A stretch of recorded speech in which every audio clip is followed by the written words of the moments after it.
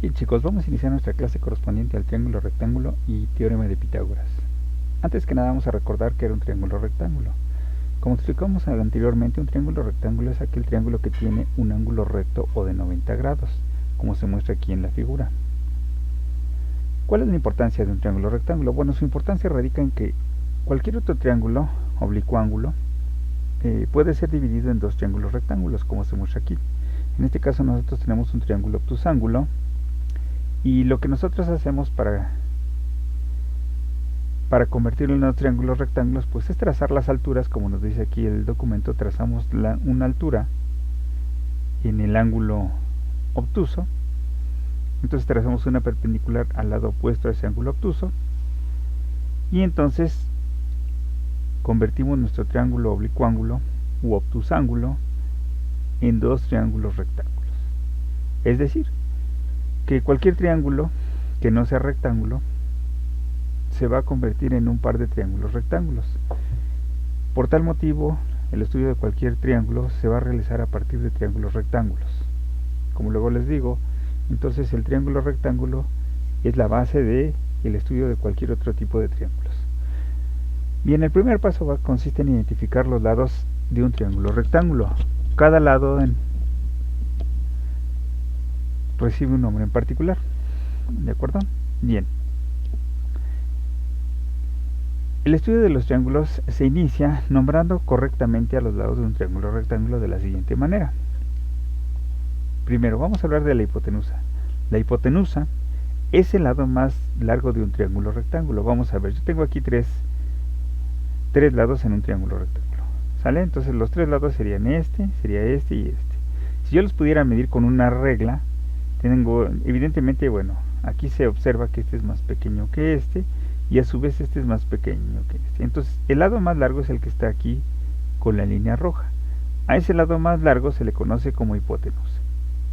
También es el lado opuesto al ángulo recto, es decir, aquel lado que no forma parte del ángulo recto. Estos dos lados son los que forman parte del ángulo recto, por lo tanto la hipotenusa no forma parte del ángulo recto.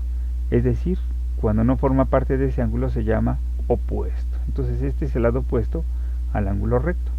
Si yo pusiera una lamparita en este lado, iluminaría en este sentido este lado, ¿sale? Los otros dos lados que sí forman parte del ángulo recto, como lo vemos aquí está mi ángulo recto y estos dos lados son los que forman el ángulo recto, se van a denominar catetos. Cada uno de ellos es un cateto. ¿Por qué se utilizaron estas nomenclaturas? Bueno, porque lo utilizaron los griegos. Si lo hubieran inventado alguna otra cultura, pues lo hubiera llamado de otra manera, ¿no? Entonces, nada tiene que ver el nombre pues se debe a la cultura que formalizó este estudio, aun cuando otras culturas ya habían estudiado los triángulos rectángulos. Bueno, quien formalizó este estudio fueron los griegos, y ellos le dieron estos nombres, y por eso estos nombres persisten hasta nuestros días, ¿no? Bien, hasta que no se define un ángulo de estudio entre estos dos ángulos restantes, estos dos ángulos agudos, no se le pone apellido a los catetos, como yo acostumbro decirle a mis alumnos, ¿no? Una vez que se define un ángulo de estudio, entonces sí, los catetos se diferencian de la siguiente manera. Vean, aquí ya le pusimos cuál era el ángulo de estudio, ya definimos cuál de los dos ángulos agudos. Este era mi ángulo recto, entonces estos dos ángulos que me quedaban eran ángulos agudos. Entonces yo elijo este como el ángulo de estudio, como dice aquí el documento. Una vez que ya definí el ángulo de estudio, entonces ahora sí vamos a ponerle apellido a los dos catetos. Entonces el cateto adyacente es el cateto que está pegado al ángulo de estudio y se abrevia con las iniciales CA. Es muy fácil de identificar. El cateto adyacente es el lado que se encuentra entre el ángulo recto y el ángulo de estudio. Yo identifico cuál es mi ángulo recto y cuál es mi ángulo de estudio, y esa línea o ese lado que une esos dos ángulos es el cateto adyacente. El otro lado que forma parte del ángulo de estudio, pero no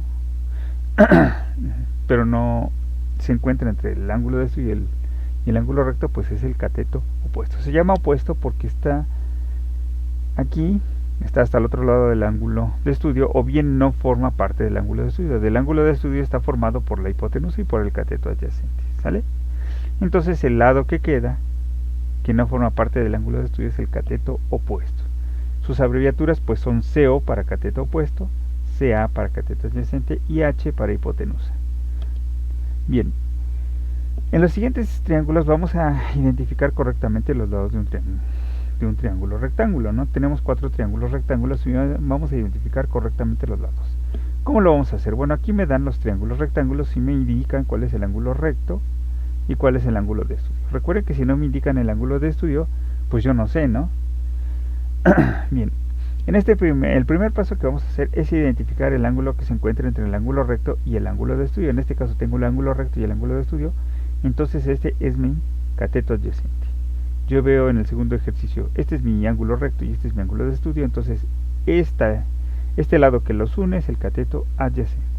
Aquí yo tengo mi ángulo de estudio y mi ángulo recto, entonces la línea que los une o el lado que nos une es el cateto adyacente. Igual aquí tengo mi ángulo de estudio y mi ángulo recto, ese es el cateto adyacente.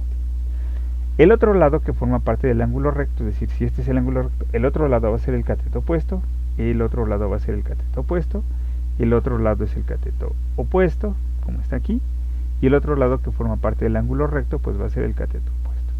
Evidentemente pues el lado que queda es la hipotenusa o bien el lado más largo. A veces hay quien prefiere identificar primero la hipotenusa como es el lado más largo porque se les facilita. A veces hay quien prefiere identificar primero al cateto adyacente porque es más fácil identificar el lado que se encuentra entre el ángulo recto y el ángulo de estudio. ¿Sale? Y listo, ¿no? Entonces cualquiera de las dos formas que utilicemos está bien. ¿Cuál es la mejor? Pues ninguna es la mejor. La que a ustedes les funcione es la correcta. Si a mí se me facilita más identificar el lado más largo, pues entonces comienzo por la hipotenusa. Si a mí se me facilita identificar el lado que está entre el ángulo recto y el ángulo de estudio, pues entonces comienzo por el cateto adyacente. Y ya después puedo continuar con la hipotenusa o con el cateto opuesto. La decisión es nuestra. Bien, si en un triángulo rectángulo no se define el ángulo de estudio, nosotros podemos definirlo y a partir de este nombrar correctamente los lados del triángulo. Vean, aquí me dan un triángulo pero no me dan un ángulo de estudio, entonces yo puedo definir cuál es el ángulo de estudio. Bueno, se acostumbra a nombrar como al lado que está sobre la horizontal como el cateto adyacente y el ángulo agudo sobre la horizontal, es decir, este ángulo agudo sobre la horizontal como el ángulo de estudio. Si se fijan, entonces cuando no me definen se acostumbra que este que está aquí sobre la horizontal será el cateto adyacente y en consecuencia pues este va a ser el ángulo de estudio. A partir de ahí pues ya defino que esta es mi hipotenusa y este es mi cateto opuesto. ¿Sale? Eso es lo que se acostumbra, pero eso no quiere decir que si a mí se me antoja nombrar a este como el ángulo de estudio, pues entonces los nombres van a modificarse. Este será el cateto adyacente. Si este es el ángulo de estudio, este será el cateto adyacente porque está entre ángulo de estudio y el ángulo recto, y este sería el cateto opuesto. La hipotenusa pues nunca cambia, la hipotenusa siempre es el lado más largo. Pero el nombre de los catetos sí va a depender de cuál sea mi ángulo de estudio. Entonces cuando a mí no me definen cuál es el ángulo de estudio, yo puedo optar por lo que se acostumbra, o bien nombrar al otro pues porque yo lo considero correcto en ese momento, ¿sale? Pero no hay nada escrito sobre esto. Se acostumbra, pero lo puedo modificar. Vamos ahora a entrar entonces al teorema de Pitágoras. El teorema de Pitágoras es una relación fundamental en la geometría euclidiana, que evidentemente pues relaciona los tres lados del triángulo. Esta afirma que el cuadrado de la hipotenusa, como tenemos aquí, el cuadrado de la hipotenusa es igual a la suma, tenemos aquí la suma, de los cuadrados de los otros dos lados llamados catetos, cateto adyacente al cuadrado y cateto opuesto al cuadrado. Sus cuadrados se suman y eso debe ser igual a la hipotenusa. Matemáticamente el teorema de Pitágoras se establece de la siguiente manera, como lo vemos aquí en la fórmula. Es importante resaltar que el teorema de Pitágoras solo involucra a los lados de un triángulo rectángulo, solo lados, y no se necesita o no nos interesa la medida de sus ángulos. ¿De acuerdo? Entonces cuando nosotros tengamos un problema que involucra solamente los lados y no importa o no se dan los ángulos, pues entonces bien lo puedo resolver con el teorema de Pitágoras. El teorema de Pitágoras establece gráficamente que el área de un cuadrado de la hipotenusa es igual a la suma de las áreas de los cuadrados de los catetos, lo cual es una comprobación clara del teorema de Pitágoras. Esta es una comprobación muy común que se tiene, donde yo tengo aquí, por ejemplo, una hipotenusa que mide 5 unidades, si se fijan aquí tengo 5 unidades, al hacerlo como cuadrado, 5 por 5 me da 25 cuadrados, ¿de acuerdo? 5 por 5 me da 25, y de aquí tengo, por un lado tengo 3 por 3 me da 9, y 4 por 4 me da 16, 16 y 9 me da 25, efectivamente los 25 cuadrados que yo tengo aquí del lado de la hipotenusa. Aquí se ejemplifica numéricamente. 5 al cuadrado es igual a 4 al cuadrado más 3 al cuadrado, 4 por 4 es 16, que son los 16 que tengo de este cuadrado en verde, más los 9 cubitos, los 9 cuadraditos que tengo de este cuadrado en amarillo. Juntos, sumados, dan 25 y se comprueba entonces el teorema de Pitágoras. Vamos a hablar ahora de ternas pitagóricas. ¿Qué son las ternas pitagóricas? Las ternas pitagóricas son aquellos números enteros que cumplen de manera exacta el teorema de Pitágoras. Una en particular es la terna 3, 4 y 5, como lo tenemos aquí, 3, 4 y 5, que es la terna pitagórica más comúnmente usada en problemas relacionados con el teorema de Pitágoras. Este triángulo o terna pitagórica se le conoce como triángulo de los albañiles, aunque realmente lo utiliza cualquiera que quiere obtener un ángulo recto.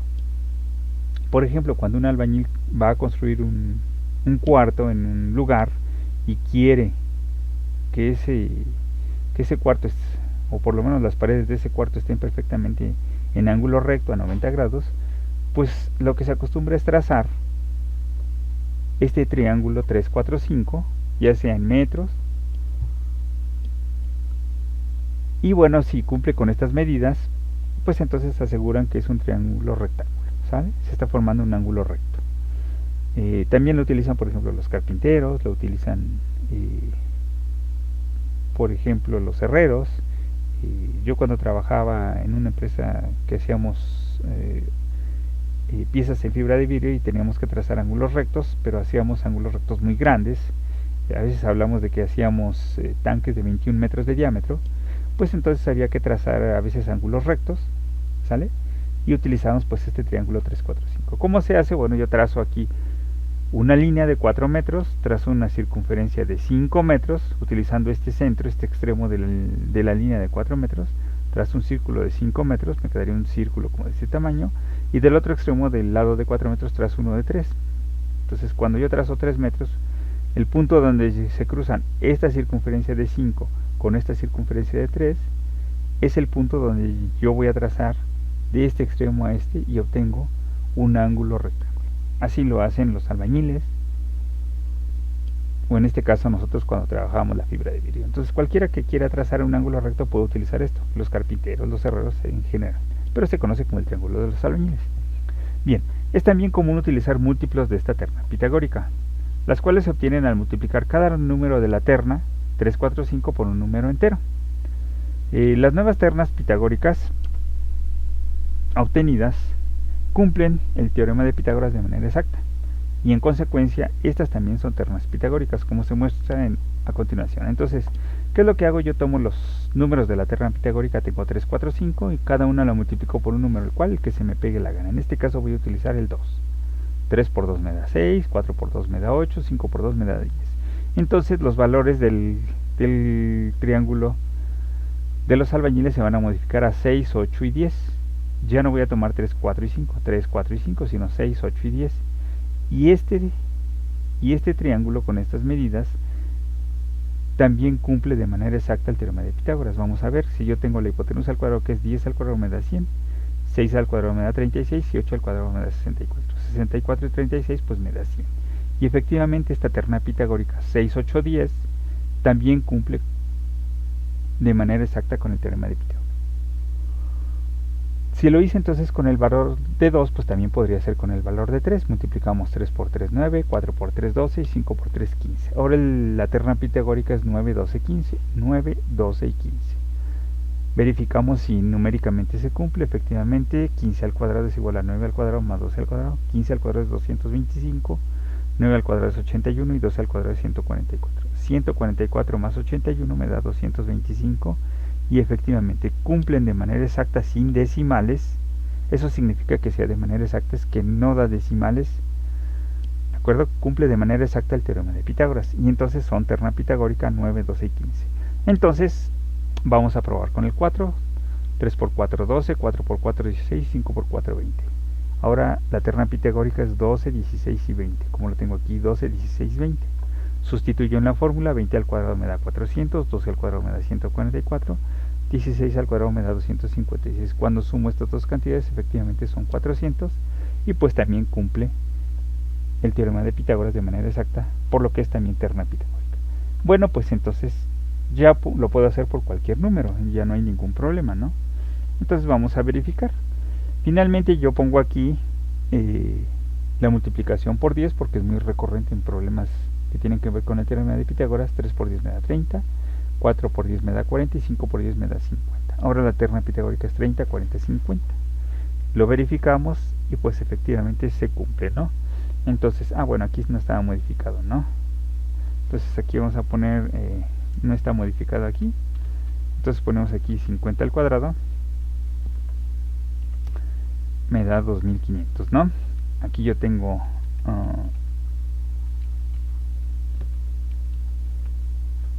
30 al cuadrado, pues me da 900. Ahí está. Y 40 al cuadrado me da 1600. Y entonces ahora sí, me faltaba esto, ¿no? Entonces cuando yo sumo 1600, aquí no le puse el 40, ¿no? Aquí le faltaba el 40. Falta el 40 al cuadrado. Es muy fácil de verificar. 5 por 5 me da 25 y 2 ceros me da 2500. 3 por 3 me da 9 y 2 ceros me da 900. 4 por 4 me da 16 y los 2 ceros me da 1600. 1600 y 900 me da 2500. Si tienen problema en hacer estos números, chicos, pues piensen en dinero, como siempre les digo, ¿no? Recuerden que esa neurona codiciosa que tenemos nos permite hacer los cálculos de manera más exacta y correcta. Entonces, si se fijan, entonces cualquier terna pitagórica múltiplo de esta 3, 4, 5, es decir, yo 3, 4, 5 lo puedo multiplicar por ¿cuánto? Por lo que se me pega la gana. Podría ser 7, 11, 13, 20 o lo que yo quiera multiplicar todos los números. También va a cumplir de manera exacta el teorema de Pitágoras y se convierte en terna pitagórica. Las ternas múltiplos de 3, 4, 5 también son ternas pitagóricas. Ahora, hay otra terna pitagórica que se utiliza comúnmente en los problemas del teorema de Pitágoras. Esta otra terna pitagórica es 5, 12, 13 y sus ternas múltiplos son las siguientes. Aquí vemos la terna pitagórica 3, 12 y 13.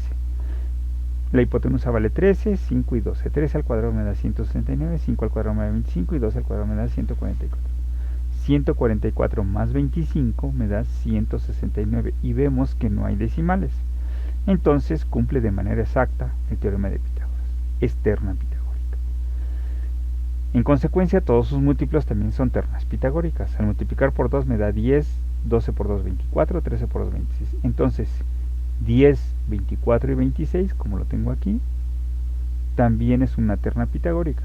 Y lo verificamos. 26 al cuadrado me da 676, 10 al cuadrado me da 100 y 24 al cuadrado me da 576. 576 y 100 me da 676 y efectivamente lo cumple de manera exacta el teorema de Pitágoras. Es terna pitagórica. Bueno, pues también lo podemos hacer con sus múltiplos. 5 por 10 me da 50, 12 por 10 me da 120 y 13 por 10 me da 130. Aquí se verifican los números y bueno, ya tenemos. Hasta aquí con las ternas pitagóricas. ¿De acuerdo? Evidentemente pues se pueden encontrar mucho más ternas pitagóricas, pero estas son las más comúnmente utilizadas en problemas con teorema de Pitágoras. Yo siempre le comento a mis alumnos que muchas veces estas ternas pitagóricas se utilizan en problemas que tienen que ver con vectores. En física, cuando se hacen problemas que tienen que ver con vectores, se acostumbran mucho estas ternas pitagóricas, tanto el que le llamamos el triángulo de los albañiles o sus ternas múltiplos, o bien esta terna de 5, 12, 13 y sus múltiplos. ¿De acuerdo? Bien, vamos a ver ahora las ecuaciones derivadas del teorema de Pitágoras. Aunque el teorema de Pitágoras es el que tenemos aquí, realmente para solucionar ecuaciones pues vamos a hacer unos despejes dependiendo del lado que nosotros queramos calcular, ¿sale? Entonces, a partir del teorema de Pitágoras vamos a obtener ecuaciones que nos permiten calcular un lado del triángulo rectángulo dados los otros dos lados. Entonces, vamos a despejar. Si yo tengo que hipotenusa al cuadrado es igual a cateto adyacente al cuadrado más cateto opuesto al cuadrado, yo necesito únicamente el valor de la hipotenusa. ¿Cómo le quito el cuadrado a la hipotenusa? Bueno, le aplico raíz cuadrada. Pero recuerden que en las igualdades, lo que le hago a un lado de la igualdad, se lo tengo que hacer al otro. Entonces le aplico raíz cuadrada a ambos lados de la igualdad. Del lado de izquierdo, potencia cuadrada con raíz cuadrada se cancelan y me queda únicamente hipotenusa. Entonces la hipotenusa se va a calcular como la raíz cuadrada del cateto adyacente del cuadrado más el cateto opuesto al cuadrado. ¿Sale? Entonces la hipotenusa es la raíz de la suma de los catetos al cuadrado. Bien, para el cálculo del cateto adyacente, bueno, en el caso del cateto adyacente yo lo escribo al revés. Primero pongo cateto adyacente más cateto opuesto igual a hipotenusa al cuadrado. Y en este caso, pues, le estorba el cateto opuesto al cuadrado para que quede solito. Este cateto opuesto que está sumando pasa del otro lado restando, como está aquí. Y entonces ya tengo solito al cateto adyacente al cuadrado. Hago el mismo procedimiento, le aplico raíz cuadrada a ambos lados de la igualdad. Y entonces potencia cuadrada con raíz cuadrada se cancelan por ser operaciones opuestas o contrarias. Y entonces el cateto adyacente es igual a la diferencia entre la hipotenusa al cuadrado menos el cateto opuesto al cuadrado. De igual forma lo hago para el cálculo del cateto opuesto. En este caso lo que le estorba es el cateto adyacente. Bueno, si aquí está sumando, pasa del otro lado restando y aplico entonces raíz. Cateto opuesto es igual a la raíz de la diferencia de la hipotenusa al cuadrado menos el cateto adyacente al cuadrado. Si se fijan ustedes, para el cálculo de la hipotenusa es la suma de los catetos, la raíz de la suma. Para el caso del cálculo de cualquier cateto es la raíz de la diferencia, siempre es una resta y siempre es la hipotenusa menos el cateto que me dan.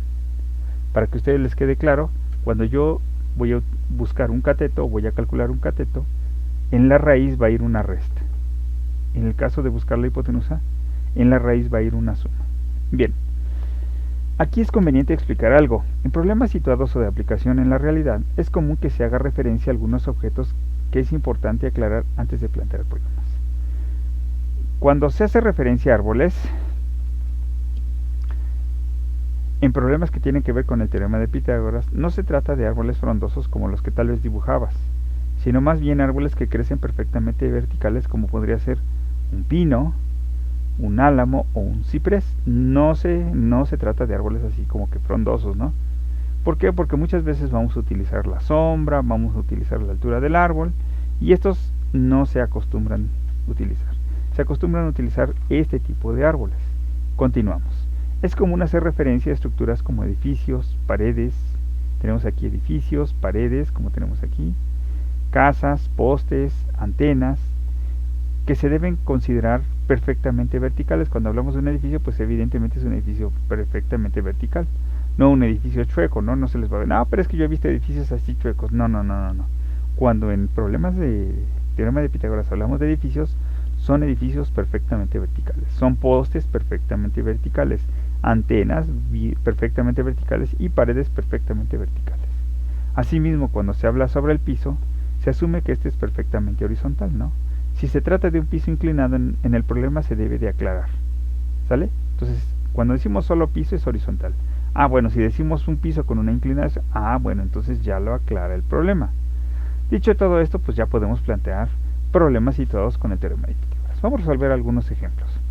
A ver, en este ejemplo nos dice, calcula el valor del lado X del triángulo mostrado. Bueno, si se fijan aquí, solo están involucrados lados. Tengo este lado, este segundo lado y este tercer lado. Pues solo hablamos de lados.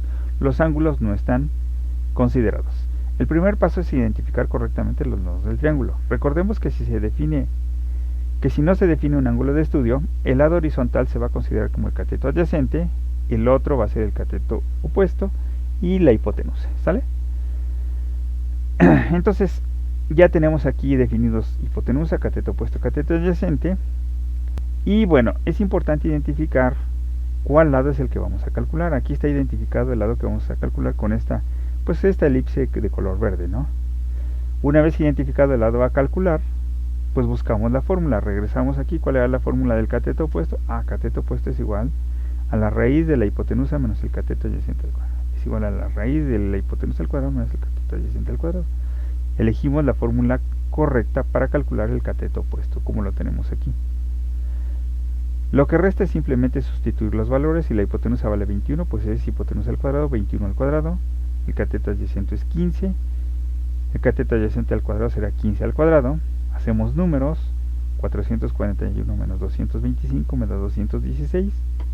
Al hacer la raíz en la calculadora, pues la raíz me da 14.7 de distancia. ¿De acuerdo? Vamos a un segundo ejemplo. Nos dice, calcula el valor del lado X del triángulo mostrado. Aquí otra vez me vuelven a dar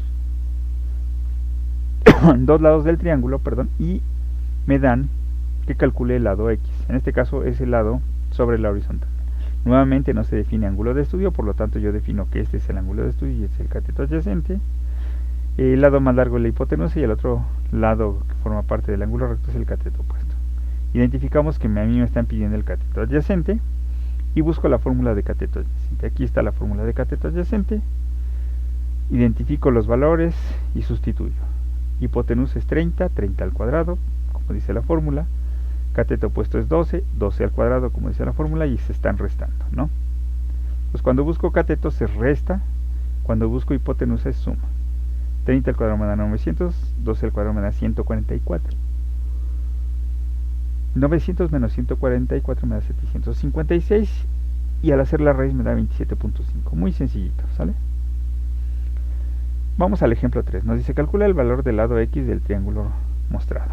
Otra vez me dan un triángulo y no se define un ángulo de estudio, pero bueno, ya quedamos en que vamos a considerar la horizontal como cateto adyacente, es el cateto opuesto y este es la hipotenusa. Ya ni siquiera pongo cuál es el ángulo de estudio, ¿sale?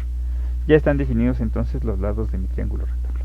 ¿Qué tengo que calcular aquí? Bueno, pues ahora tengo que calcular la hipotenusa. La fórmula me dice que es la suma de los cuadrados de los catetos. Y bueno, identifico y sustituyo los valores. Cateto adyacente es 7, 7 al cuadrado, es el cateto adyacente al cuadrado.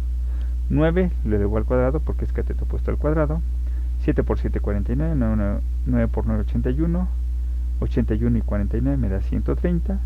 La raíz de 130 es 11.4. Entonces ya de aquí pues son el uso de la calculadora, chicos, y muy sencillo, ¿no? Vamos ahora a problemas situados, es decir, problemas que tienen que ver con la vida real. Vamos a ver, nos dice el ejemplo 4, calcula la distancia entre la punta del faro y el centro de la lancha. A ver, aquí nosotros tenemos un faro, o el dibujo de un faro. Tenemos aquí la costa y una lancha que se encuentra a cierta distancia de la playa, ¿sale? Nosotros sabemos, por los datos que nos dan en el dibujo, que la altura del faro es de 50 metros y la lancha se encuentra a una distancia de 150 metros. ¿Por qué? Pues porque a lo mejor por aquí hay una boya, no sé. Entonces la lancha se encuentra a 150 metros y queremos calcular la distancia que hay entre la punta del faro y el centro de la lancha. Bien, lo primero que debemos de hacer es identificar los lados del triángulo rectángulo y determinamos cuál va a ser el lado que va a calcular. Bueno, identificamos, ya quedamos que si no hay ángulo de estudio es el cateto adyacente sobre la horizontal, cateto opuesto sobre la vertical y la hipotenusa es el lado más largo. Identificamos que vamos a calcular entonces la hipotenusa. Ponemos nuestra fórmula, sustituimos valores. El cateto adyacente es 150 al cuadrado porque está al cuadrado. Tenemos que el cateto opuesto es de 50 metros, 50 al cuadrado 2500.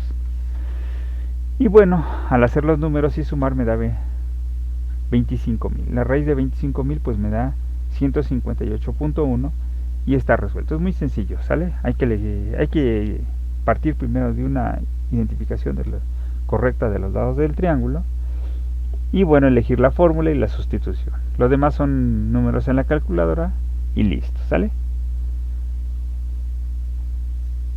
Vamos al ejemplo número 5. Nos dice, una escalera se encuentra recargada sobre una pared. Este tipo de ejercicios de escaleras sobre la pared son muy comunes en Teorema de Pitágoras.